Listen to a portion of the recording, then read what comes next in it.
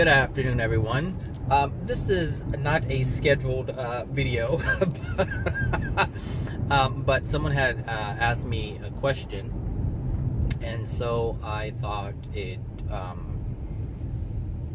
would be important and useful and beneficial to those who have the same question or is currently struggling with the same issue. And so the topic is Abraham Hicks, the teachings of Abraham Hicks and the law of attraction. There are people who struggle with the law of attraction as Abraham Hicks has been teaching, and I'm not saying that there's anything wrong with the teaching. There are just other components that are present that Abraham is not speaking about. So it's kind of like giving you, it's like you buying IKEA furniture, but every other page of the instructions are missing. So you don't have the full picture, so it's very difficult to put this thing together and be able to utilize it the way it's supposed to be utilized. Okay? So the reason why individuals have times of struggle with the law of attraction is because of their soul.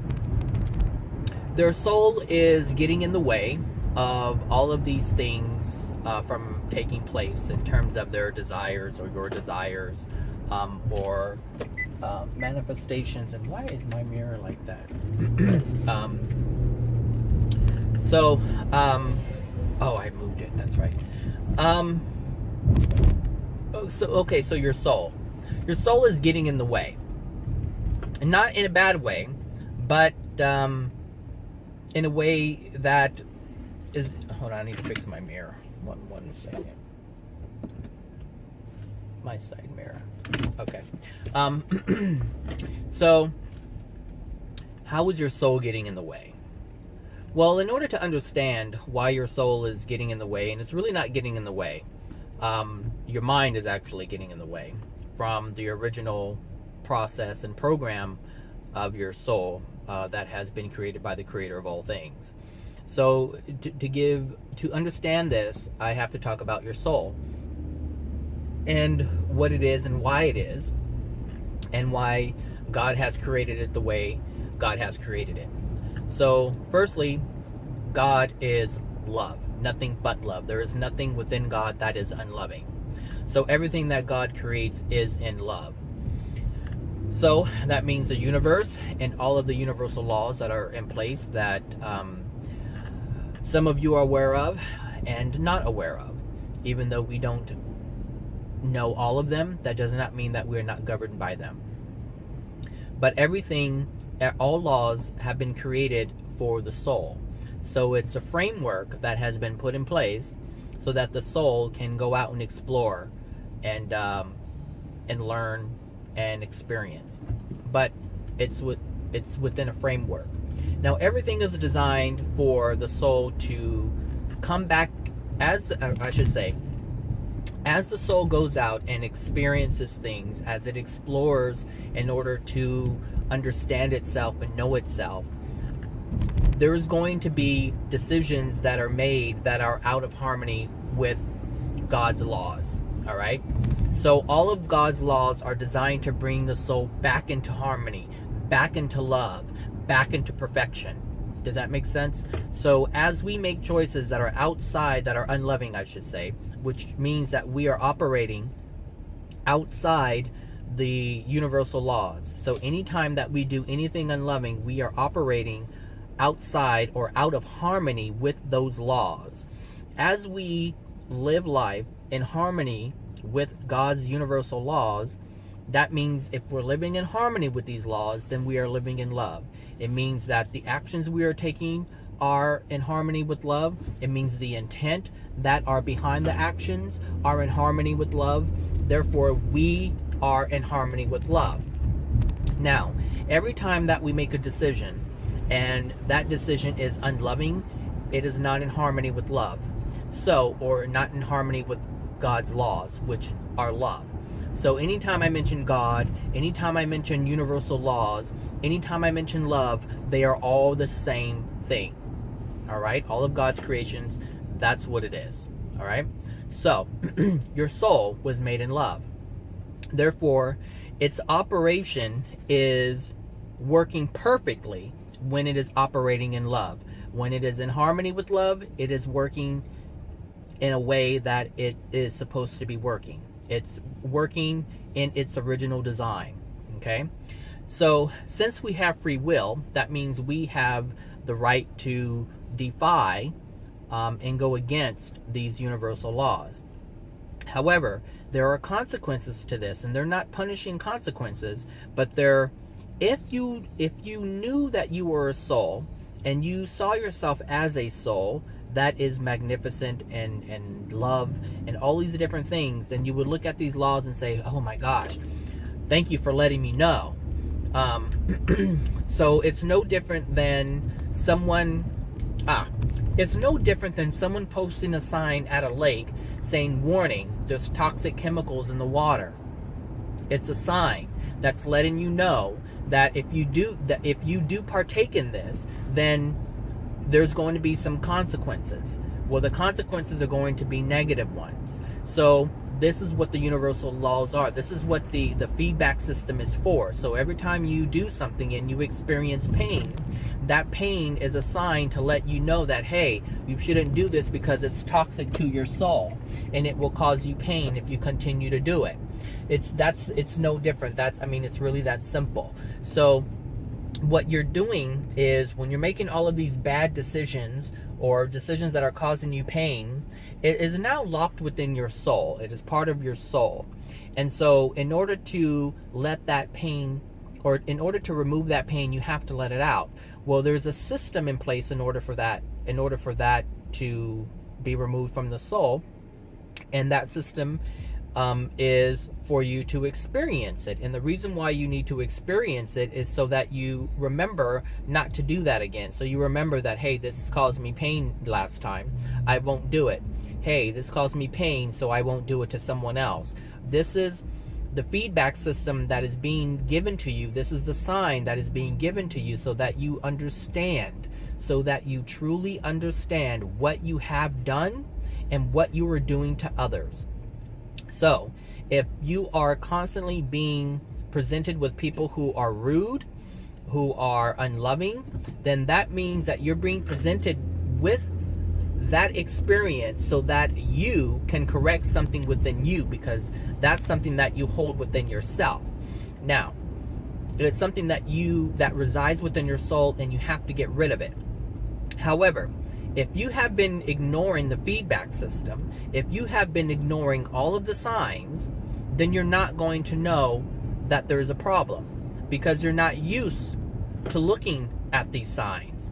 You're used to seeing them, but not you kind of like, you glance, you're like, I don't want to do that, I'm just going to knock the sign down.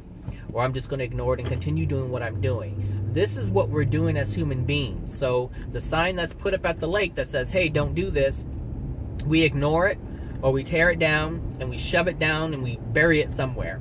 But someone who loves us, who really cares about us, keeps putting these signs up, even though we keep taking them down.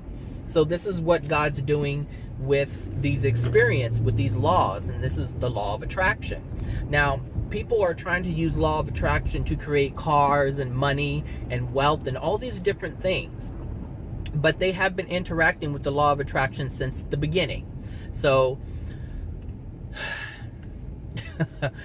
the law of attraction has been bringing you all these experiences that are negative, all right? But the reason why they have been presented to you is because it dwells within your soul.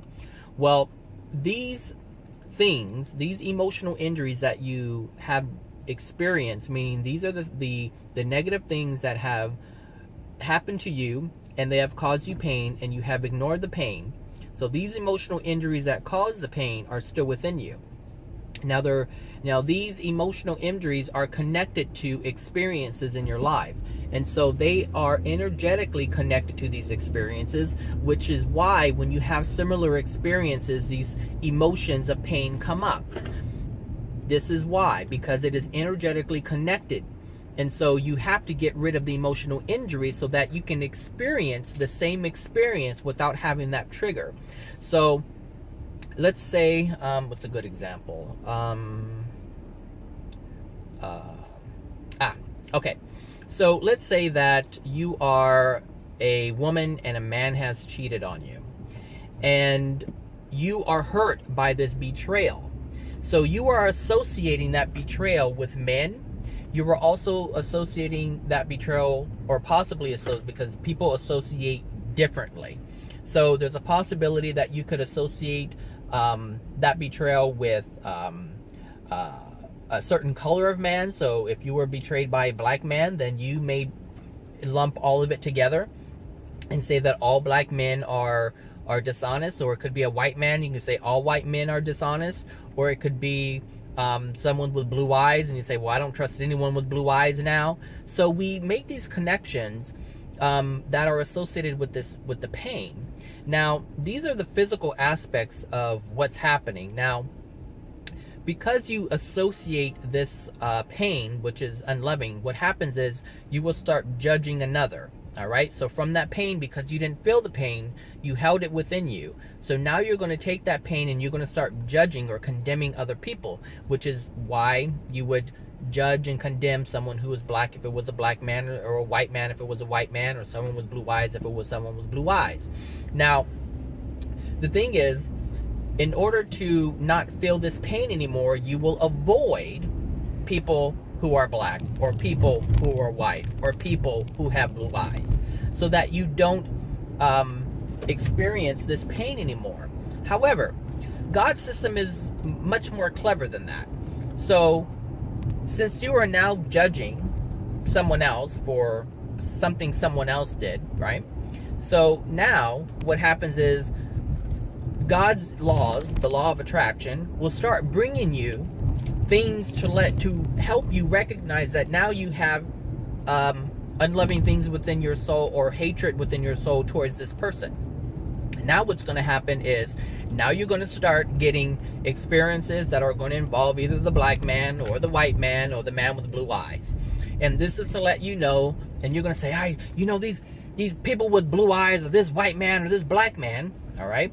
These experiences that you're having that are negative, so things are going to happen to you. And the reason why this is happening to you is to let you know that you have something unloving within your soul.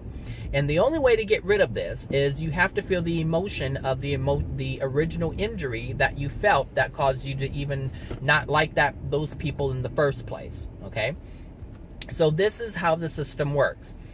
You will be presented with all types of experiences that will cause pain because of the pain that you still hold within you. So the people who are this is why law of attraction works for some people and it doesn't work for other people in terms of listening to Abraham Hicks and trying to manifest things that you desire. So if you hold things that, here's a good one. Let's take money, for instance. Some people believe that money is the root of all evil, and this is a belief that they have, and it's deeply entrenched within their belief system, and it's deeply entrenched within their soul. So if someone is trying to attract money, but their belief is that money is the root of all evil, or people who have money are mean, and you don't believe that you're mean, and you think only mean people have money, and you don't want to identify with that, then you will prevent yourself, you will preclude that from entering your experience. So those who can't find housing, those who can't find money, or attract money, this is ridiculous. This is so ridiculous right now. This is why this is happening, because you already have something within your soul that is preventing this desire that you have from coming into your existence.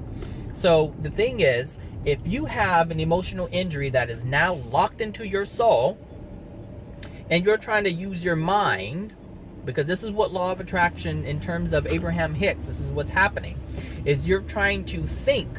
They say think of a positive thought. Think about yourself having the money, having the mansion, having the career, having the house, having whatever it is that you are trying to manifest. You're doing this with your mind.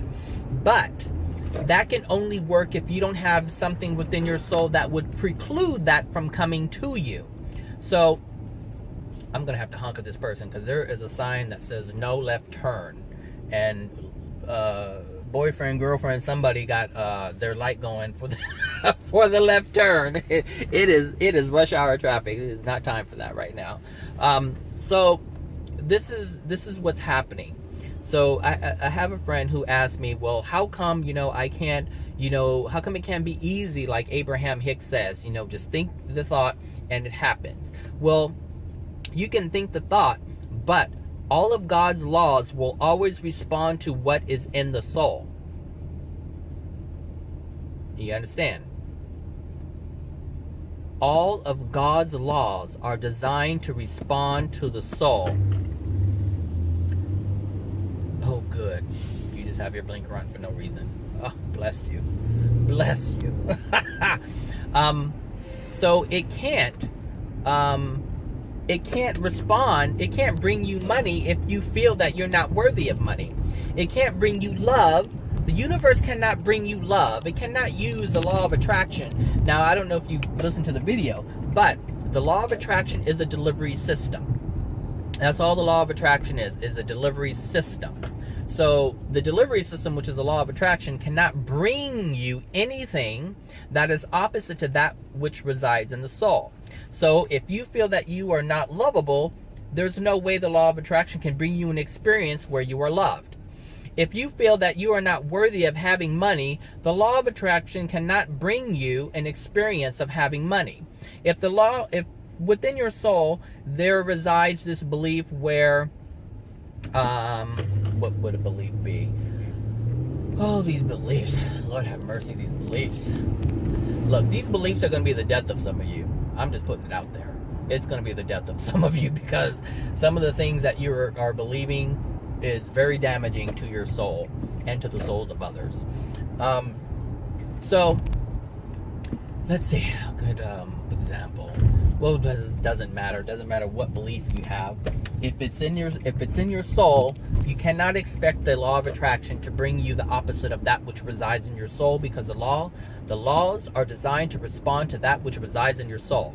If you have love within your soul and you don't have any resistance to money, then the law of attraction,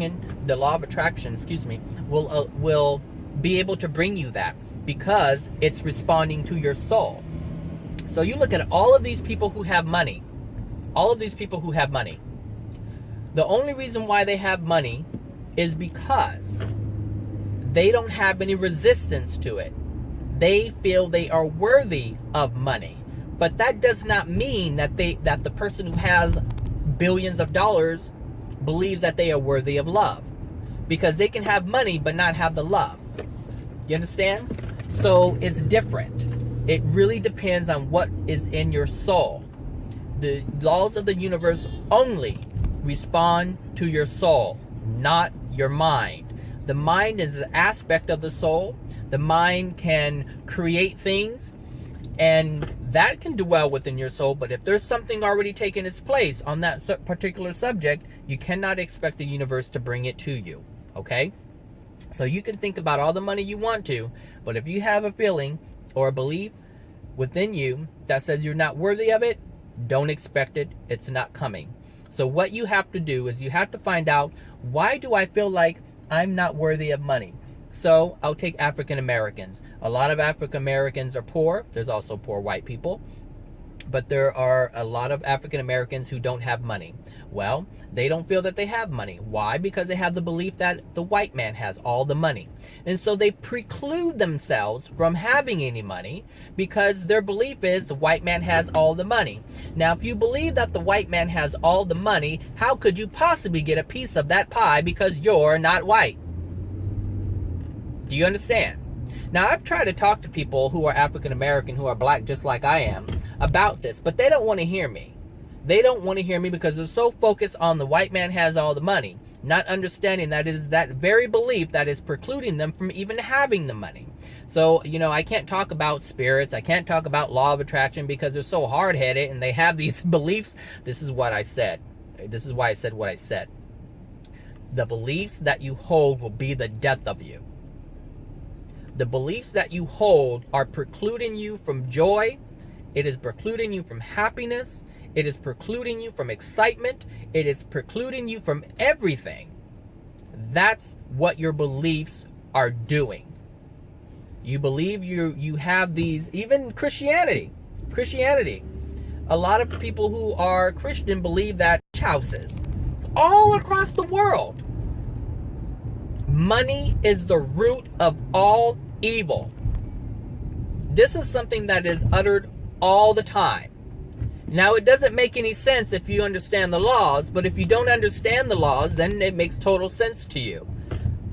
So, let's say I'm a Christian, and I believe that the money is the root of all evil. All right? Well, if I believe that oh, good Lord. If I believe that money is the root of all evil, and I don't want to be evil, I am already having a belief that I can't have this because I don't believe that I'm evil. Most people, they separate this. They're like, I'm not an evil person. Well, but you believe that money is the root of all evil.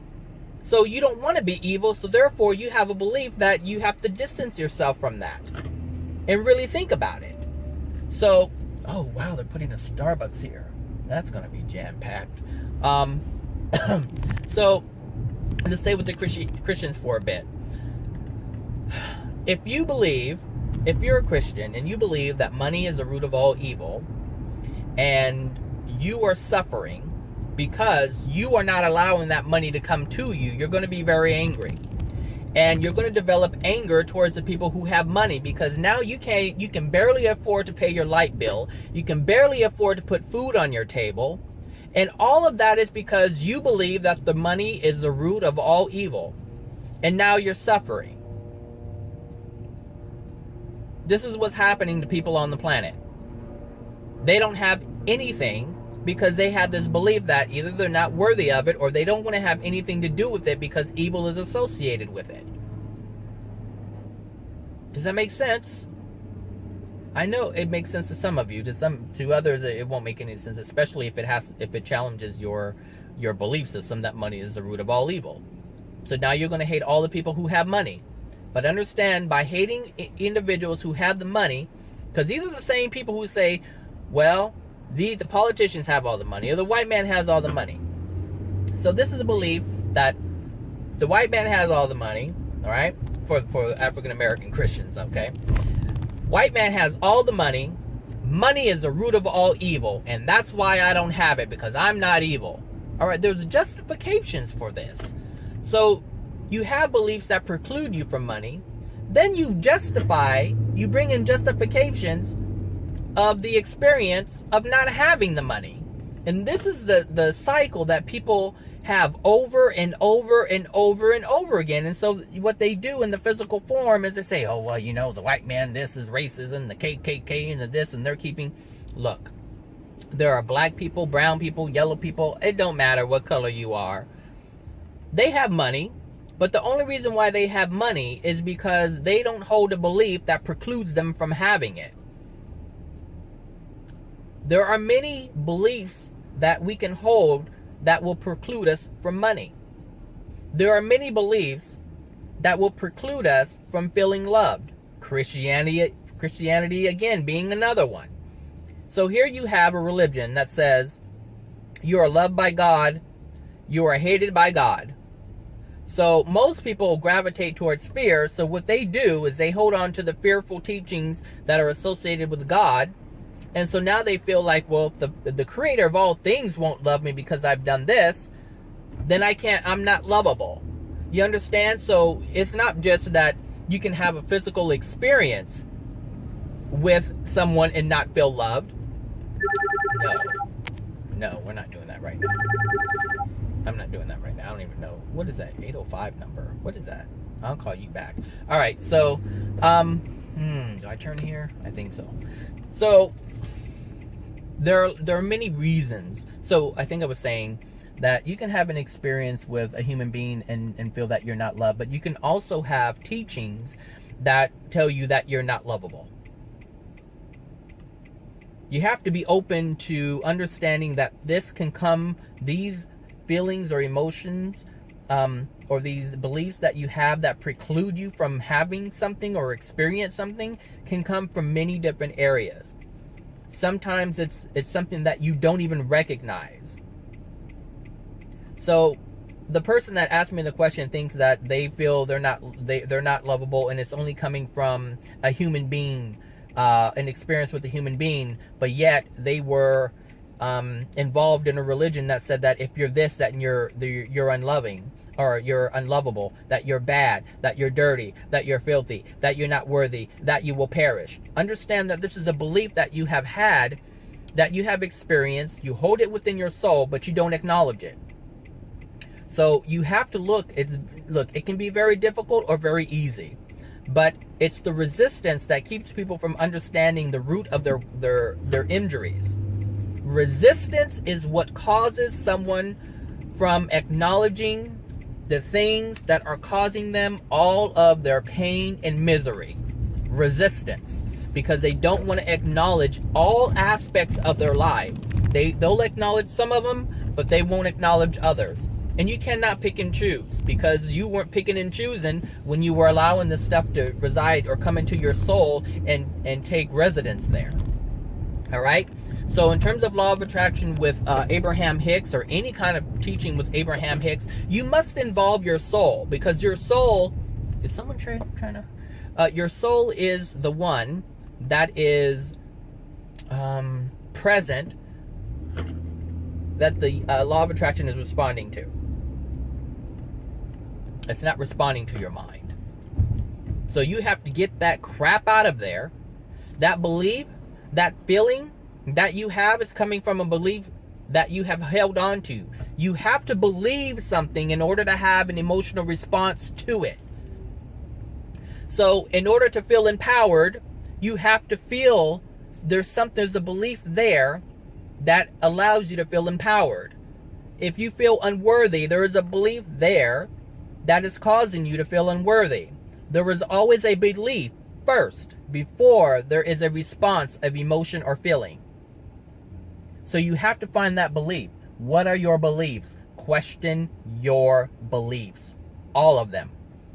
All of them. If they can stand the test of love, then it's okay. If it does not stand the test of love, you need to get rid of it. It needs to go. And I've been talking about how to let them go, so it's not like you don't know. So, now you know why these teachings of law of attraction and teachings of Abraham Hicks don't work for some of you. Because some of you have beliefs or holding beliefs that preclude you from attracting these things, while as other people do not hold those beliefs, and so they do not preclude these things from coming into their existence. All right? So, there are people who are not able to attract decent housing. Well, there's a reason for that. There's a belief that is being held that is allowing this to happen. Now, there are individuals who are able to attract these things, but they're not able to keep them. Something's always happening. It's always being taken away. They get it, and it's taken away. They get it, and it's taken away. So they would have to look at what is within me that allows me to attract all these wonderful things, but yet yanks them away. They're either repoed, or this happens and it's taken away. They can't keep anything. There's a lot of people who can attract all types of things. Oh yeah, I've attracted money and cars, but it got repoed, or there was a bad business deal and all my money was taken away. You understand? So people try to look at it in a simple way, and it is simple, but you try to look at other people's situation and apply it to your own. But you're not everybody else. Your soul is not everybody else's soul. So that which dwells in someone else's soul does not necessarily mean that it's dwelling in your soul. So you cannot, this is why you're not supposed to look at anybody else and start comparing and judging, because you're not all the same. We're all different. And we have all had different experiences that will cause us to have different experiences. And if you even try to even cut me, we gonna have some words. Because this is not happening. Bradley is not in the mood right now for that madness. So anyway, that's how this works with the law of attraction. The reason why it's not working for some of you, okay? And if you have any more questions about it, well, let me know. And I'll be more than happy to, talk about them. Oh my gosh, okay? I think that was my first laugh for this video. I was really serious about that. So I hope you got it. And if not, well, I guess I just have to repackage it and deliver it into, and deliver it differently. So yeah, anyway, that's a short video. I don't know if it's that short. It's 30 minutes. Well, short compared to all the other ones I've done. You will not get a video from me tomorrow because I'm off tomorrow. I'm not working tomorrow, but I have things to do. So I may have one for you on Friday. But there, from the video that I made, Spirit Life, I said, oh no, the one that Spirit Accountability. I said that I was going to make one, and that was a precursor to the next. I will start that next week because it's going to be kind of long, and it may run 2 or 3 days, and I don't want to break it up with the weekend. Okay, so anyway, hope all is going great with all of you, and remember, you are loved. Bye now.